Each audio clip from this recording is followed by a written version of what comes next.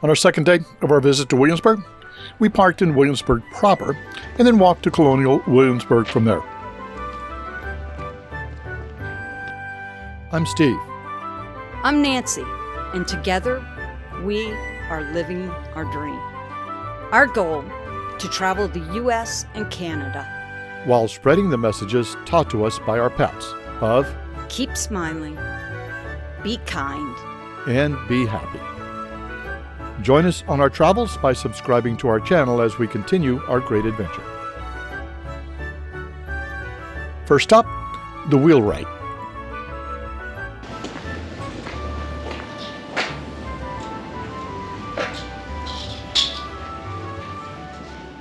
Let's get the wheel lined out on the wall. Oh yeah, The different sizes. look at the compasses.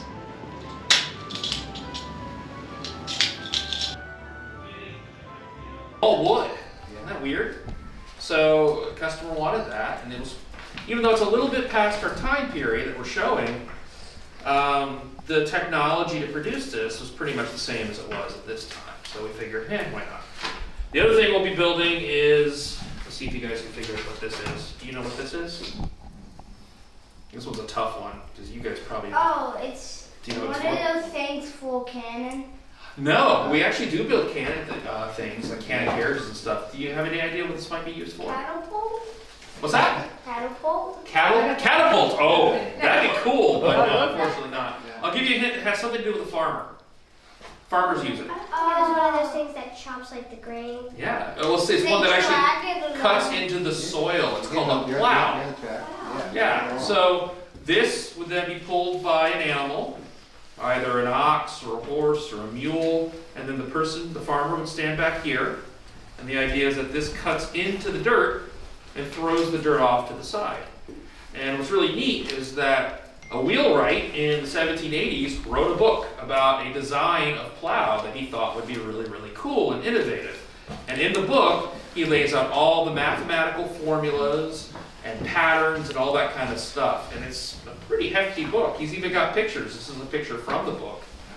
So we're doing something that probably hasn't been done in over 200 years, is we're going to go directly from this man's book and build this plow, and then everything now for this project is scaled off of French measure.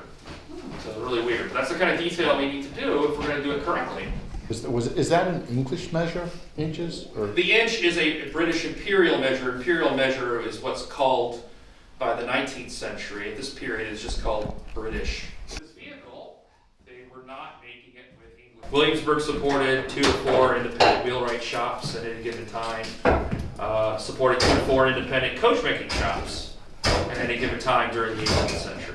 When did they start using blacksmith to put metal rims around? The earliest documentation is about 1000 BC. There is a period in the Middle Ages where they kind of stopped doing it as a regular thing. Then it comes back in the late Middle Ages, early Renaissance as a common practice. You need to have something around the wheel to hold it together. I think in the 18th century, you're clearly moving faster. I think a pair of wheels could be produced in about a week's time. So we work in a lot of white oak. That's a piece of oak he's working in now that will end up being parts of the undercarriage of a vehicle. Wood is, obviously as an organic material, it's going to be dependent upon a number of different factors. You have the basic genetics of the wood, which is providing its strength and density and all of that. And then it also depends on where it's grown. So it's not just nature, it's also nurture. Yeah. An ash tree that grows on the side of a mountain is going to behave differently than an ash tree that grows in a valley or a ditch. I'm just so glad that they encourage you to ask questions and talk to them. Well, it was nice to see that he was trying to get the kids Engaged. Yeah, that too. The second stop of the day was the Governor's Palace and the gardens.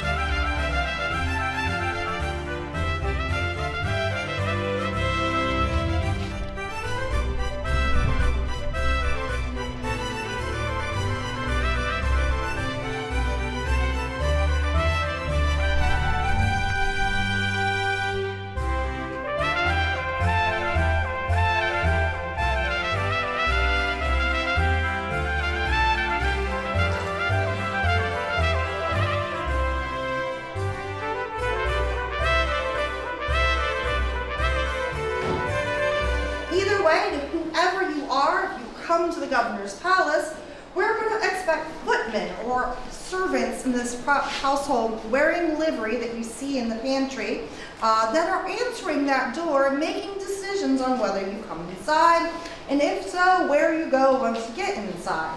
Now, those individuals in the 18th century are various kinds of servants. In the governor's household in the 18th century under Lord Dunmore, we know that he has access to almost 90 staff. Some of those folks came from England and they're paid servants. Some come from England and are under contracts, but 57 of them were purchased here in Virginia as enslaved individuals. All of those folks, no matter who they are, could be answering the door, including enslaved, dressed to the nines, and deciding whether a gentry gentleman actually belongs on the interior. As you came on inside, did anyone feel intimidated by the wall? Sure? Anybody feel secured and comforted by seeing an arsenal of weapons surrounding you? If you are living in the 18th century, walking into this building, that's exactly what the weapons are designed to communicate. As a member of the British Empire, if I am coming into this building, I am seeing the king's ability to keep me safe and protected. He sent the colony an arsenal of weapons that we could use whenever we would need to fight to keep us secure. They are taken off walls on several occasions in the 18th century and put into use.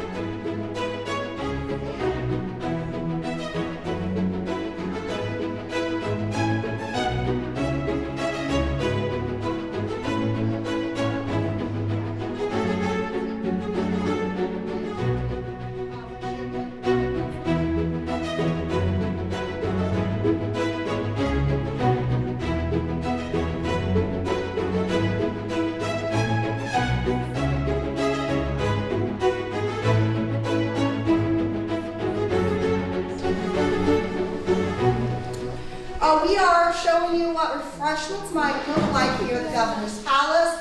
I want you to take what you see and multiply it in a room full of tables of the such. It's not just going to be one table, but way spaced out here, lots of tables stacked full of items to provide you with treats and refreshments as you're partying here for the governor's affairs.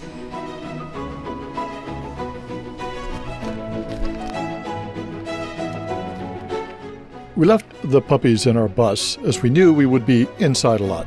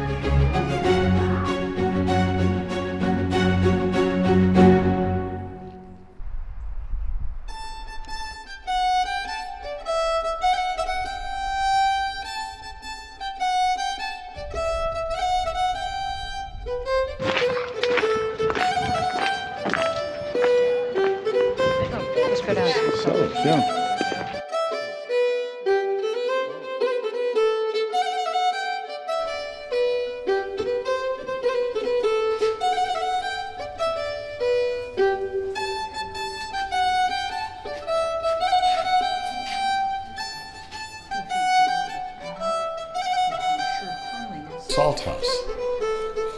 The larder. I gotta admit, the kitchen of the palace, one of my favorite places. Soup, stew, fish, veggies, fruit, some strange Frankenstein of all of the above if you're feeling weird. And so what you do is it never is supposed to leak, get soggy, or change shape. You can pop that bad boy on a jostling cross-country carriage ride to Grandma's house if you want to, and it should look just like that when it gets there. When it gets